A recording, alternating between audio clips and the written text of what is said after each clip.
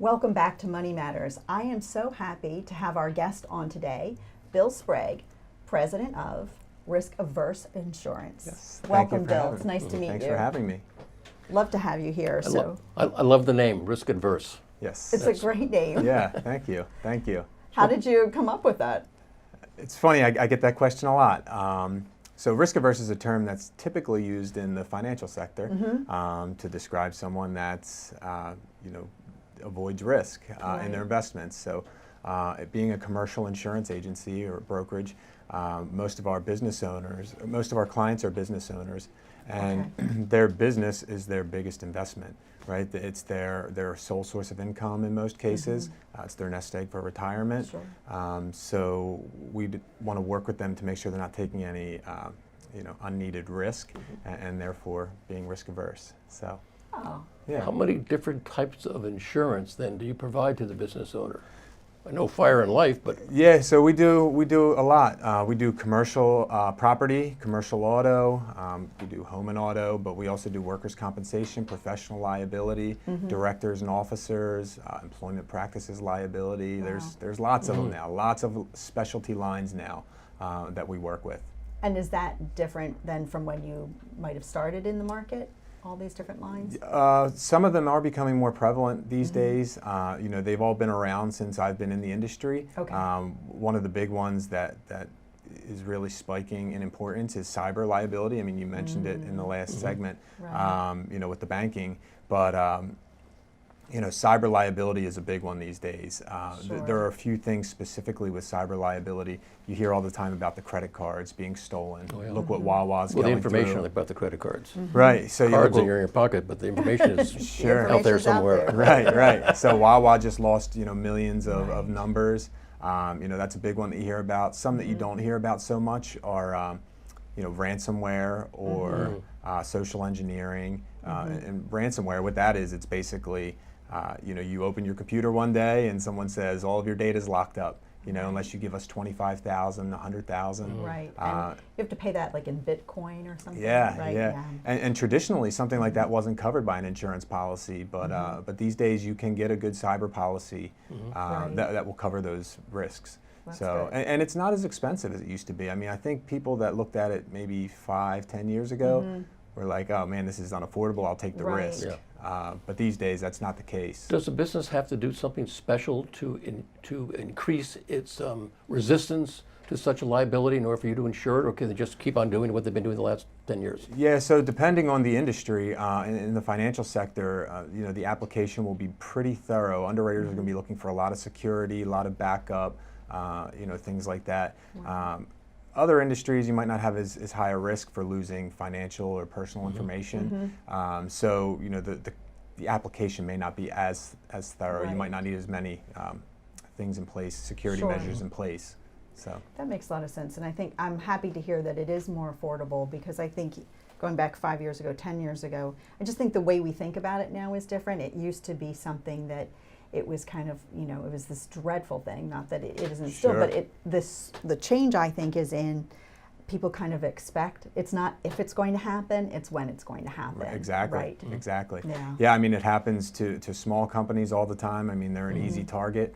The ones that you hear about are the big companies, Right. unfortunately, but it's happening to the small Right. companies And they as have well. protocols in place. They've done, I'm just going to guess, they've done a lot of what they can do to guard against that. No one wants that type You of would Absolutely. think, but how Press, come these right. incidents keep coming up with big companies? Right, yeah. And again, they're They're still going learning. to come up. It's just a matter of you have coverage when they do. Yeah. I mean, Right. those costs can be significant, and for a small business, you may not be able to sustain it. So it's good to have Right, some coverage in place for sure. right. Bill, as an insurance person, I hear you're an agent or you're a broker or whatever, but how do you spend your day?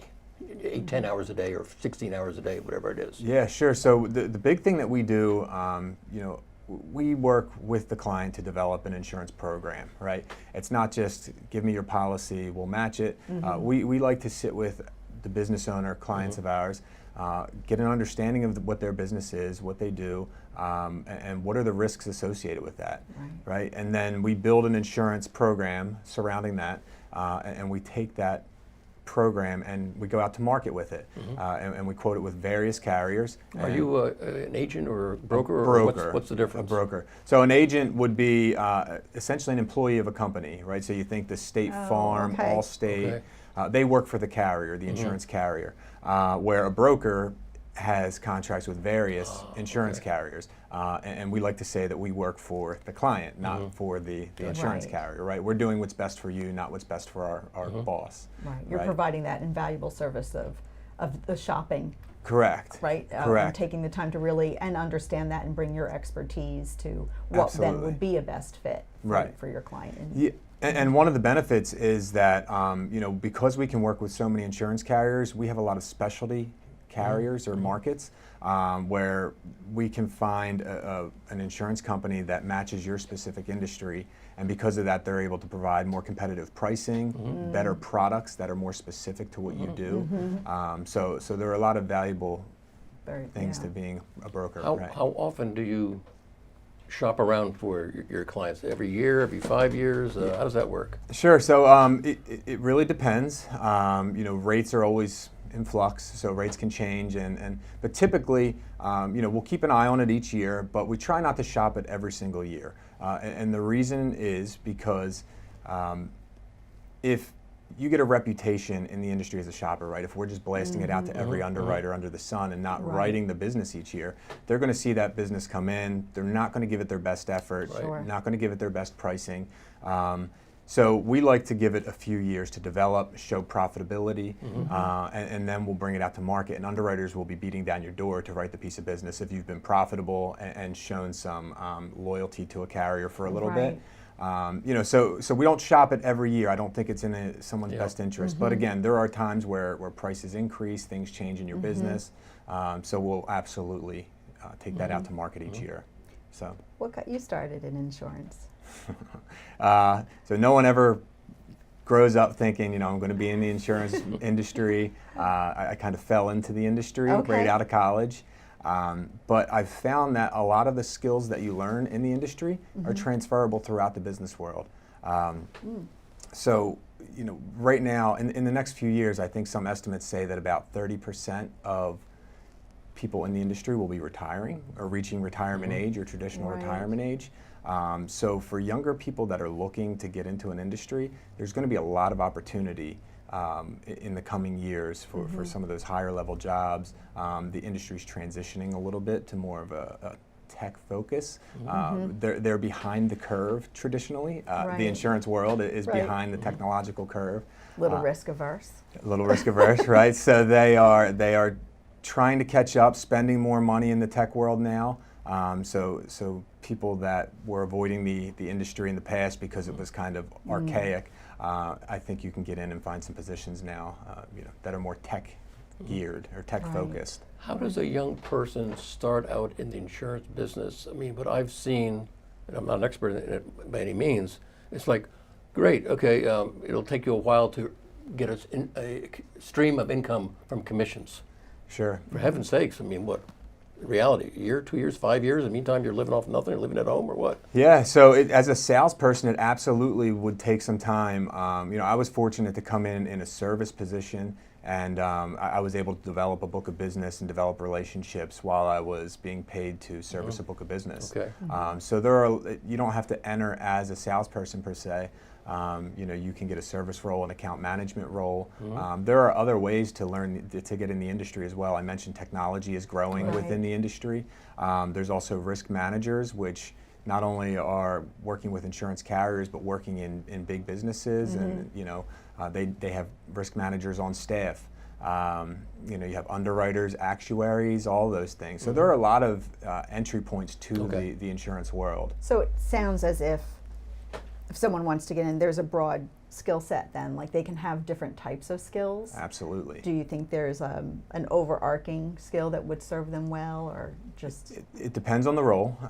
So I think if you're that extroverted, type A personality, sales is for you, right? Start when you're young, take your lumps when you're young, Right. because as you get older, it'll really pay off, Right. If you're more of like the introverted, want to put your head down and just plug away, Right. there are lots of service roles, maybe even like underwriter assistant roles where you're not doing a lot of client facing. If you're more analytical, you have your actuarial or Right. underwriting. So there are a lot. There are a lot of positions that you could have throughout the industry. You know, when the internet was going through its boom, a lot of it was filling in for the intermediaries, the insurance agents or brokers. That was the concept. Right. So why have these people when you can just go on the internet, have that whole layer of expense gone? Sure.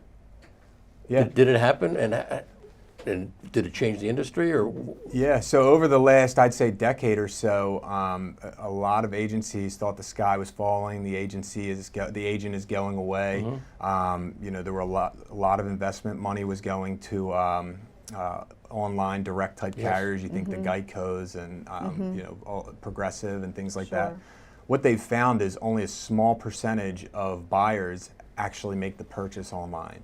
They want to go on, and people are very informed these days. They want to go online. They want to know what they're buying. Right. But ultimately, they want to seek the help of a professional that knows the industry. They don't want to be they don't want to be an expert. They just want to know enough to be dangerous. Right. So that has backed off a lot. You know, you're seeing some of the traditional online carriers that are merging in with the brick and mortar parent companies, and they're just rolling under one umbrella, because I don't think there's the value that there once was. Right. Yeah, and I mean, you look at a sense. guy like you know, Warren Buffett, right? He owns Geico, and that was traditionally an online platform, and now he's opening brick and mortar shops, right? Right. So I think that he sees the value in you know, the agent or the broker. Right. And he's made investments in other companies as well, USLI, Apogee, which are all service the independent broker channel. So, you know, I think that the future is bright, and you know, all the people that think that the sky is falling, you can sleep well knowing that it's not going to, or the agents anyway, right? Awesome, wonderful. Right. Well, on the commercial side of things, then, what are some of the either common questions you get or some of the misperceptions? Because I think, you know, on the personal side, and I agree with you, you know, we just had, my husband and I moved, and we had to switch carriers because our insurance company, who I had had for a long time, did not cover where we were moving to. Yeah. And it really was helpful for me to have someone on the phone. I had a lot of questions. Right. But on the business side of things, what do you see as some of the common questions? Yeah, so on the business side of things, one of the big questions I feel like I always answer is, and it's more of a comment, insurance or business owners will typically tell us, I don't need to carry workers' compensation. All of my people are 1099 employees, right? They're subcontractors. Right. Well, that couldn't be further from the truth. So, you know, 1099s and W-2s, you know, are tax forms.